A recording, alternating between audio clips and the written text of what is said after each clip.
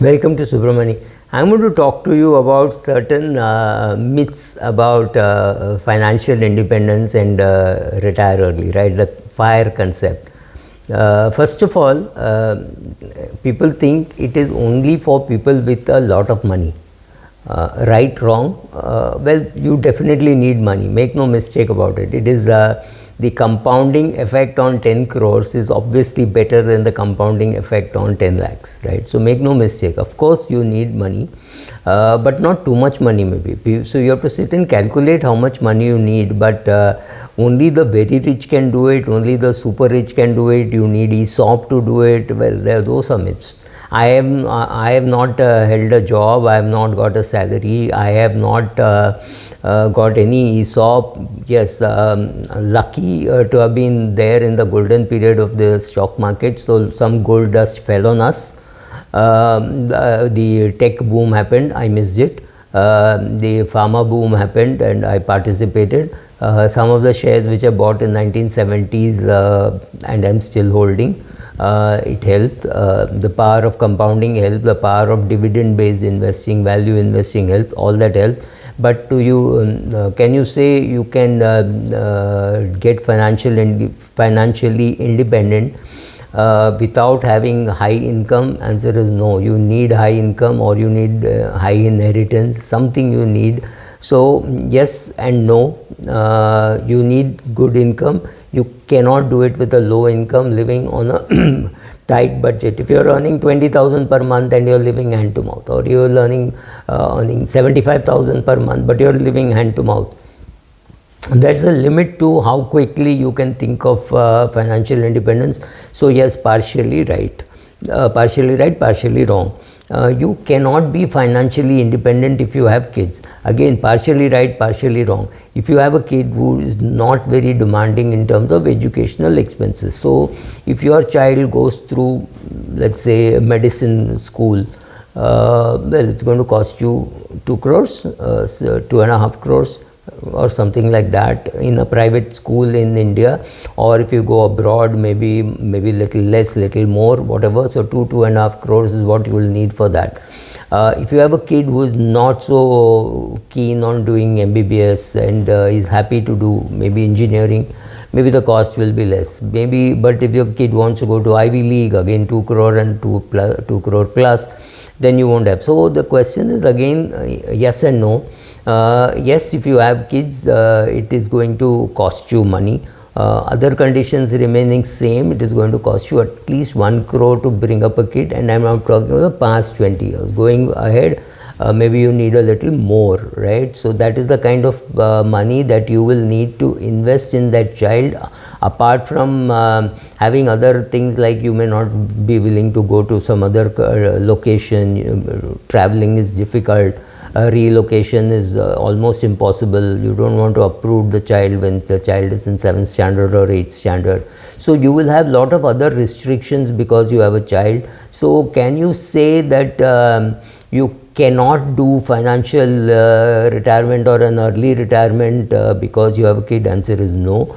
Many of us have enjoyed the process of bringing up the kid, teaching the kid about finance, cooking, whatever you know, you want to impart all that into your kid. So that is good fun.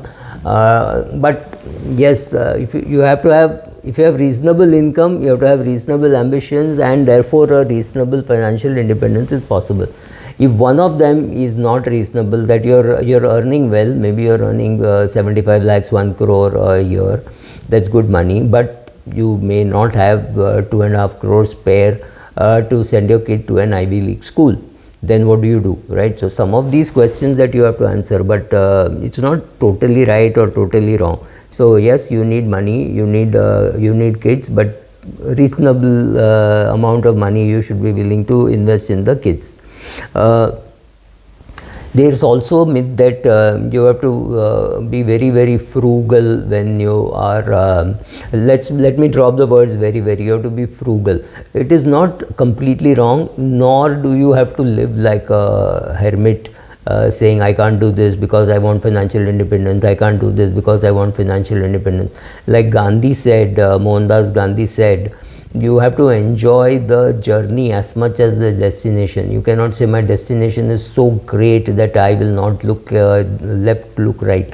Right. For example, if you go to Ladakh or you land in Leh, landing at the airport itself is good fun. So if you have to pay extra 500, 600 bucks for getting a nice window seat, it makes a lot of sense, because you're going to see Ladakh airport, and just when you're landing, or even Mangalore airport, or even Goa, or even I think Cochin, many of these airports are very beautiful. So it's worth being on a window seat and seeing the landing, and you wondering where is the airport, and there it is, beautiful mountain. So you want to see all that, right? So you're going to spend money on doing all that kind of stuff. So you may do all that, but so do you need to be extremely frugal? No. Do you is it frugal to say I will not pay extra money for a seat in the plane? Yes, but not if you're going to a very beautiful place. Then you want to see it, right? So somewhere between being frugal and retiring early, you have to make a choice between the two. But you don't have to be extremely frugal, or say only those with very high income can, right? These are two sides of the same coin. Only a person with very high income can think of financial independence. Again, like I said, partially true, partially false. So there will always be these things which are sometimes true and sometimes false. Also, it helps if both husband and wife are earning and they are on the same page. I think that people don't talk about, because when both husband and wife are earning well, and learning and have learned to live reasonably well, but frugally, and are able to put aside a lot more money than they would if only one of them was working, that also makes sense. So marrying the right partner who thinks the same way, or if it's a partner who says no, as long as you're earning, life is going to be good, after that we will decide what to do. So right now let us take vacations, etc., etc., and you don't invest. Then suddenly you get up at 50 and say I want to be financially independent. It's not going to happen, right? Then nobody is willing to tell you that, because every advisor will say yes sir, ho jayega, ye karo, wo karo, main karwa dunga. It doesn't happen that way. But yeah, making an attempt is okay, but you need to have money, right? So, but only people with high income can retire can become financially independent and retire early. Wrong. I have two friends who are classmates, not exactly classmates, stay near my house, same age as me, who are teachers in a municipal school. Both did very well by those standards, earned reasonable amount of money, and they're very happy now.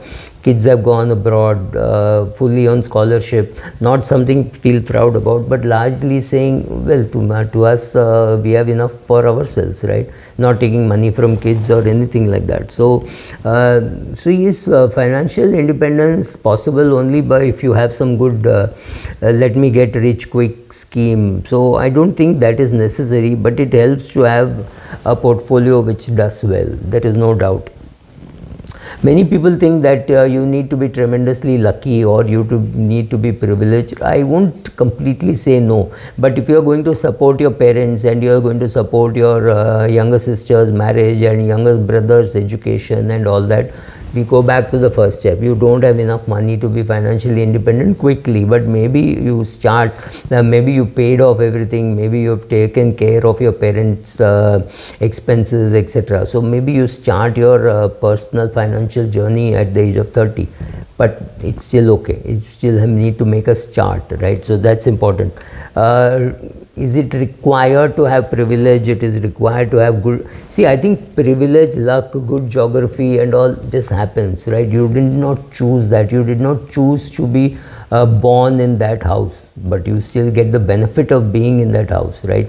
So some of these things is true and some of these things is not true. And most of these things which I have spoken about is that these are myths. Yes, some of them are myths. It's also a myth saying, well, you can retire at 39 because you have $10 million or $5 million or things like that. Answer is not so simple. If you do not know what to do with your time, and if you do not know how to manage it, you could just lose all your money because you are trying to self-manage it, and that is not always true.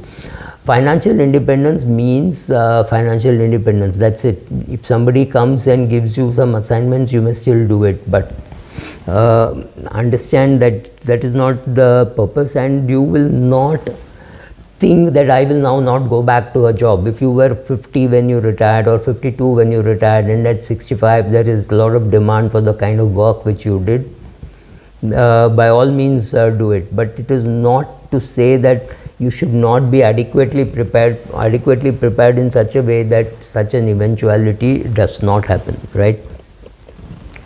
I think I'm at the end of it, so thank you.